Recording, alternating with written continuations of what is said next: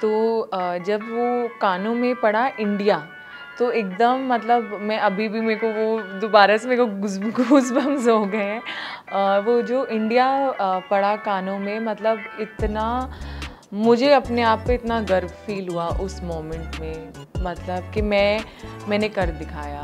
पैजेंट्री का सपना तो पहले से था, मगर इस वो कहीं छूट सा गया था, खो सा गया था, जो एकदम से फिर से एकदम से लगता है ना कि अच्छा अब अपने लिए टाइम निकाला जाए, वो एक फीलिंग आई। तो एक ये जो बचपन का सपना था, मैंने कहा चलो इसी को पूरा करते हैं। देखिए, जो एडवोकेसी है मिसेस यूनिवर्स की, वो है डोमेस्टिक वायलेंस।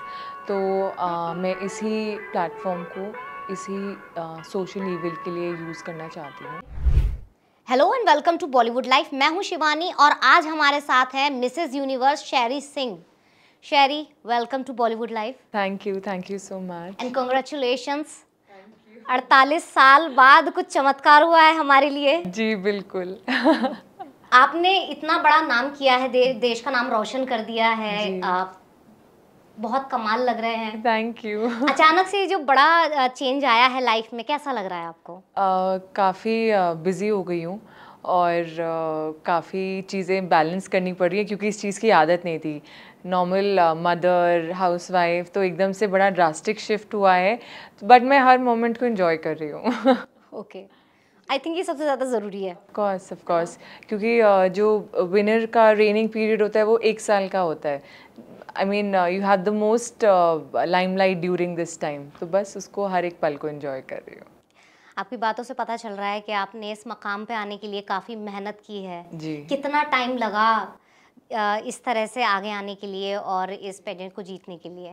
देखिए, मुझे इस पैजेंट के बारे में करीबन 4 साल पहले पता चला था, और ये पता चला था कि आज तक कोई इंडियन विमेन नहीं जीती है इसको। तो तब से ही मेरा एक एम बन गया था कि मुझे ही वो फर्स्ट इंडियन बनना है जो ये पैजेंट जीते इंडिया से। तो मैंने इसके बारे में काफ़ी रिसर्च करना, इसके राउंड्स क्या होते हैं, सारा जो भी प्रोसेस है वो करना 4 साल पहले से शुरू कर दिया था। और मिसेस इंडिया में 2023 में बनी थी, तो उसके बाद से मेरी 2 साल की प्रेपरेशन इसमें लगी थी। 2 साल आपने इसको प्रॉपर दिए हैं? स्टडी मैंने इसको 2 साल करा, ओके। फिर प्रेपरेशन मेरी 2 साल चली, तो टोटल 4 साल का आप मानिए कि पूरा जर्नी रहा है मिसेस यूनिवर्स के लिए। बाप रे। अच्छा, आपने ये जो सपना देखा है वो शादी के बाद देखा है? पैजेंट्री का सपना तो पहले से था, मगर इस वो कहीं छूट सा गया था, खो सा गया था, जो एकदम से फिर से एकदम से लगता है ना कि अच्छा अब अपने लिए टाइम निकाला जाए, वो एक फीलिंग आई।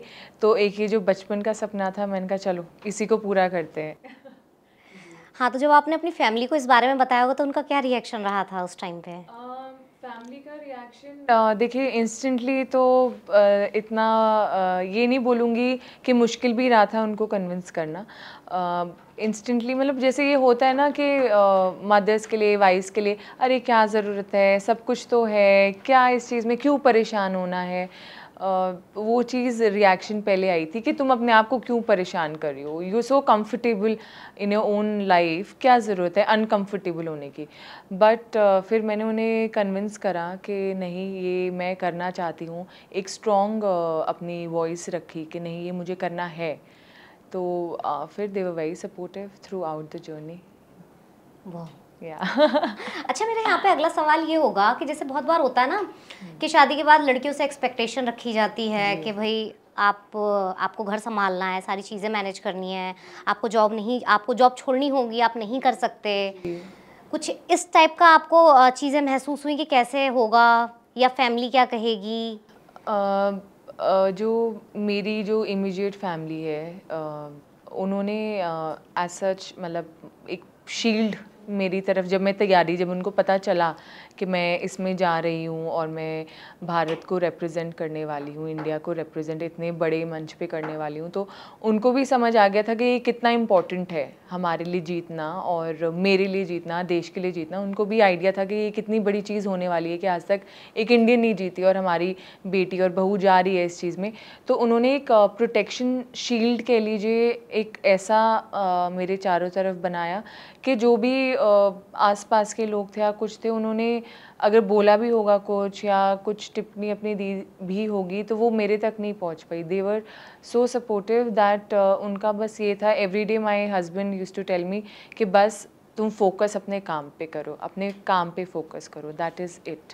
और सारा जो भी बैलेंस घर में था वो हमने, me and my husband we work as partners, तो जो भी एक डेकोरम और एक बैलेंस घर में ज़रूरत होती है वो उन्होंने मुझे हर चीज़ में सपोर्ट करा। आई थिंक ये सबसे ज़्यादा ज़रूरी ऑफ है। कोर्स ये कोई रोल हमारे बीच में, मेरे हस्बैंड और मेरे बीच में ये नहीं है कि अच्छा तुम बीवी हो तो तुम ये करोगी और मैं पति हूँ तो मैं ये नहीं करूँगा। We help each other as partners. जी तो ये बहुत हेल्पफुल रहा इन दैट वे। जी। एंड आई विश कि हर लड़की को ये मिले, ऐसे पार्टनर्स मिले और ऐसी पार्टनरशिप मिले। ये लाइन मुझे बोलनी थी, आपने मुझसे पहले बोल दी। नहीं, क्योंकि मैं चाहती हूँ, क्योंकि हम लोग देखते हैं बहुत सारी न्यूज़ आती हैं, केसेस होते हैं आसपास भी, normal day to day life में हम देखते हैं कि एक अच्छे पार्टनर का सपोर्ट अगर हमारी लड़कियों को मिले तो वो कितना सब कुछ कर सकती हैं। वैसे वो बिना किसी उसके भी कर सकती है, नो डाउट, बट अगर मिले तो वाई नॉट। जी। अच्छा, मेरा अगला सवाल ये होगा, जब आप इंडिया को रिप्रेजेंट कर रहे थे तो उस मंच पे कुछ कंट्रोवर्सी भी हुई है। मैक्सिकन कंटेस्टेंट ने जो भी किया, जिस तरह से भी चीज़ें हैं, क्योंकि सोशल मीडिया पे चीज़ें बहुत वायरल हो रही हैं, तो आप इस बारे में कुछ कहना चाहेंगे?